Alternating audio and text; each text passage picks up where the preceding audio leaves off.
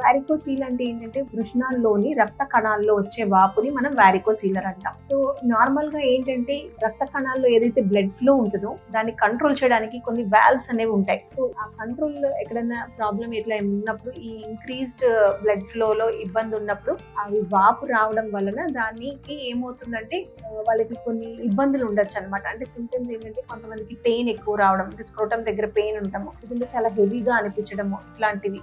దీంతో పాటు అది ఎక్కువ రోజులు ఉండడం వల్ల అదేంటంటే ఒక్కొక్కసారి సిమ్టమ్స్ అవన్నీ లేకపోయినా ఒక్కొక్కసారి ఫర్టిలిటీ మీద కూడా ప్రభావం చూపించవచ్చు. ఫర్టిలిటీ మీద ప్రభావం ఎలా పడుతుంది అని అంటే ఇప్పుడు నార్మల్ గా ఈ బ్లడ్ ఫ్లో అదని ఎక్కువ అవడం ఏంటంటే మామూలుగా లోకల్ గా ఈ టోటల్ టెంపరేచర్ అనేది ఎక్కువ అయ్యి దాని వల్ల టెస్టిస్ మీద అది ప్రభావం చూపించి ఈ స్పర్మ్ ప్రొడక్షన్ ఏదైతే ఉంటుందో దాని మీద ఎఫెక్ట్ చూపిస్తుంది. సో దానివల్ల ఏంటంటే స్పర్మ్ కౌంట్ కానీ లేదా మొటిలిటీలో కానీ లేదా మార్ఫాలజీ కానీ అన్నీ కూడా ఎఫెక్ట్ కావచ్చు. సో ఇది జరిగినప్పుడు వాళ్ళకి ఇన్ఫర్టిలిటీ ప్రాబ్లంతో కూడా ప్రజెంట్ చేయొచ్చు.